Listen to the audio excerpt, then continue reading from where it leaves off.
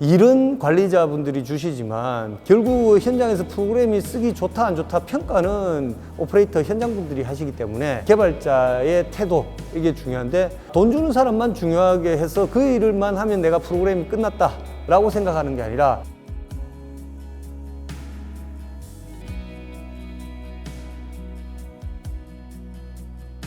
전류 예지 보존 솔루션 유예지를 만든 IT 공간 대표이사 이영규입니다.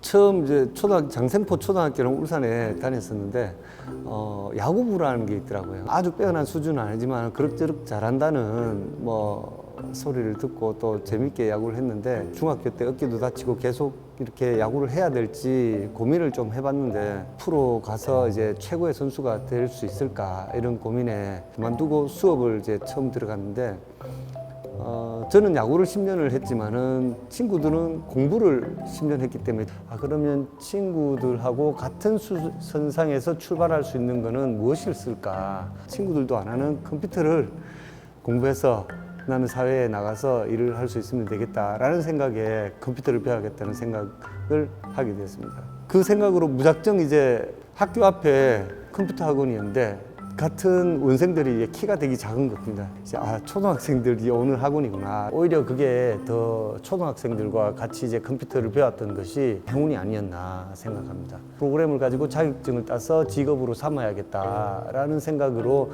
또 가까운 곳에 성인 전산 학원이 있다는 것을 알고 이제 가서 또 수강해서 오전 오후 2번 듣고 저녁에는 또 이제 아르바이트를 해서 독서실에서 자고 또 아침에 좀 공부하고 생활을 그렇게 6개월 이상 하고 딴 자격증이 도움이 돼가지고 컴퓨터 프로그램 개발을 할 수 있는 직장에 취직하게 되었습니다. 사장님이 이제 제가 조금 코딩을 해간 프로그램을 보시고는 현대중공업에 들어가서 이제 해외로 수출하는 변압기 성능 테스트하는 프로그램 개발을 덜컥 따오셔가지고 저한테 맡기시는 거예요. 성능 테스트 개발을 시작하게 되었는데, 그때 참 운이 좋게도 부장님으로 계시던 분이 3개월 동안 개발을 했는데 3개월 동안 제 옆에서 입으로 프로그램을 짜주셨습니다. 무엇이 필요하다, 이게 필요하다, 저게 필요하다. 그럼 저는 이제 기존에 이제 랭귀지를 그 전산화 시키는 일을 하다시피 해서 이렇게 프로그램 개발을 하게 됐습니다. 현장에서 프로젝트 개발을 이렇게 들어가다 보면 보통 이제 발주를 주는 분들은 관리자분들이세요. 근데 이걸 사용하시는 분들은 현장 오퍼레이터 분들이시거든요.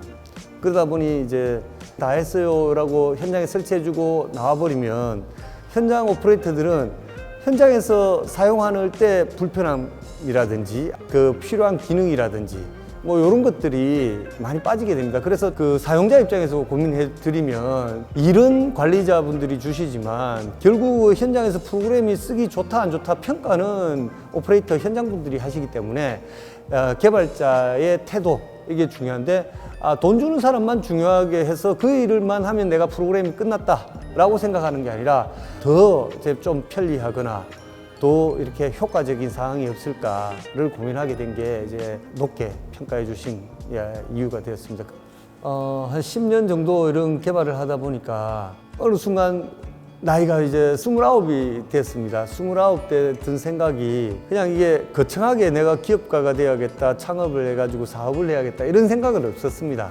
제가 하고 싶은 대로 한번 해보고 싶다는 생각이 들어서 이게 또 그때만 해도 망해도 빨리 망해야 된다. 그래야 또 재기도 할 수 있지 않을까라는 생각에 이제 독립을 하게 됩니다. 처음 이제 창업을 하고 제가 잘할 수 있는 이런 프로그램 개발이었지만은 고객이 확보되지 않은 상태에서 하다 보니 컴퓨터 조립으로 전단지 만들어가지고 전단지 뿌리면서 컴퓨터 조립으로 생활을 하면서 직접 예전처럼 납품을 할 수는 없었지만은 2차로 이렇게 받아서 저희한테 주시면 이렇게 간간히 그런 프로그램 개발 3년 정도 하고 나니 현대자동차 중공업 이렇게 등록을 해서 협력업체로 일을 할 수 있게 됐습니다. 저는 참 운이 좋았던 것 같아요. 이렇게 생각해 보면요.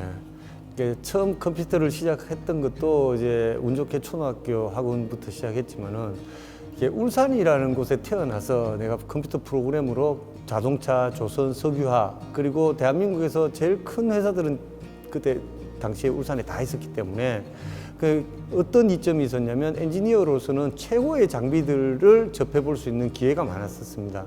대기업에서 처음 공장을 지을 때 뭐 영국이나 뭐 독일이나 프랑스, 안 그러면 미국, 일본에서 가장 좋다는 제품들을 가지고 와서 여기 공장을 지었습니다.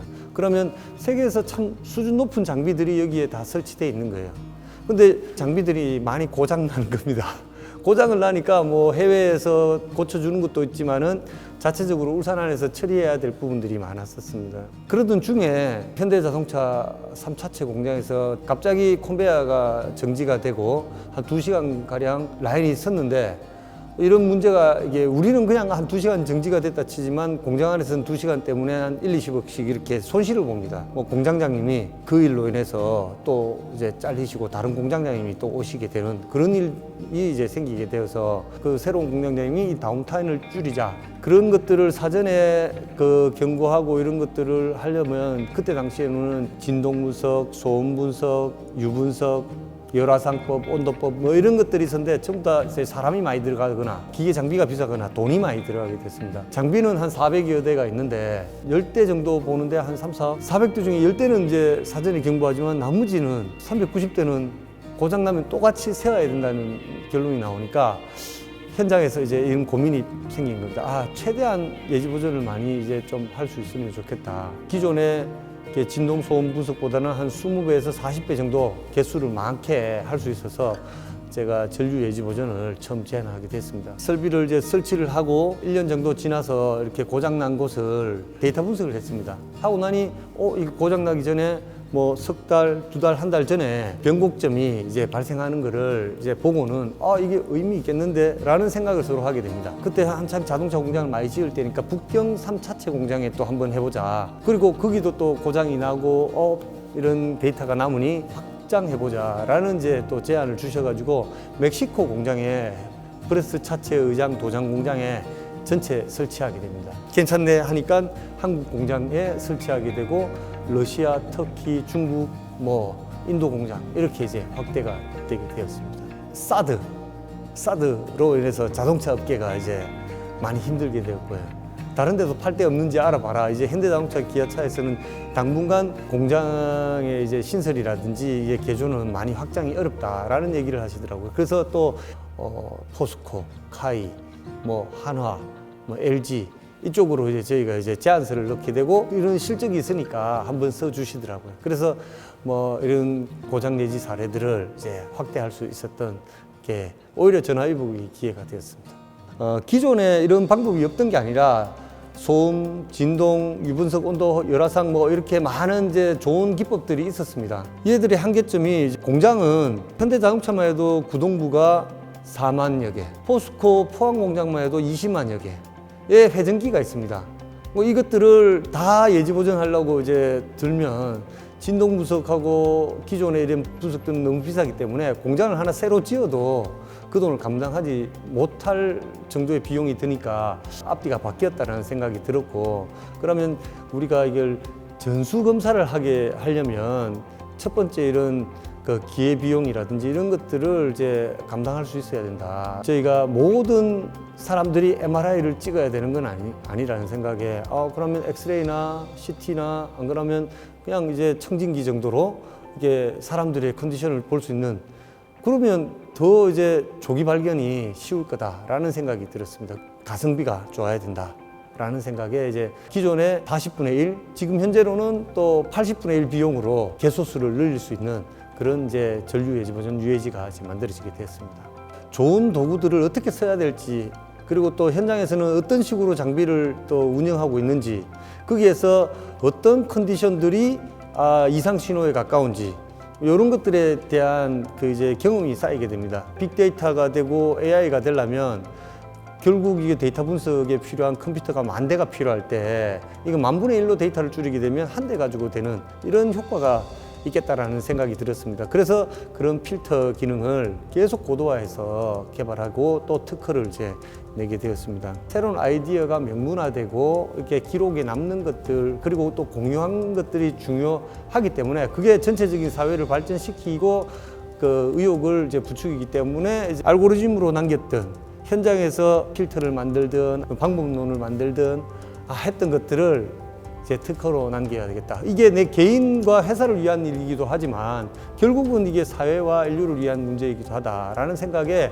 제가 240여 건의 특허 이제 출원을 하게 되었습니다. 설비의 고장과 이상만을 위해서 전류를 고도화시켰는데 여기서 전압을 재면 전력 양계도 될 수 있겠다라는 이제 생각이 되었습니다. 그래서 전류 분석하면서 전력 감시도 같이 하자라는 이제 아이디어를 넣어서 에너지 절감에 도움이 될 수 있는 솔루션으로 이제 발전시켰습니다. 그렇게 해서 환경 문제에도 기여할 수 있겠다는 생각을 하게 되었고, 공장이나 이제 사회에서 화재 이제 빈도를 보면 전기가 한 50% 이상 됩니다.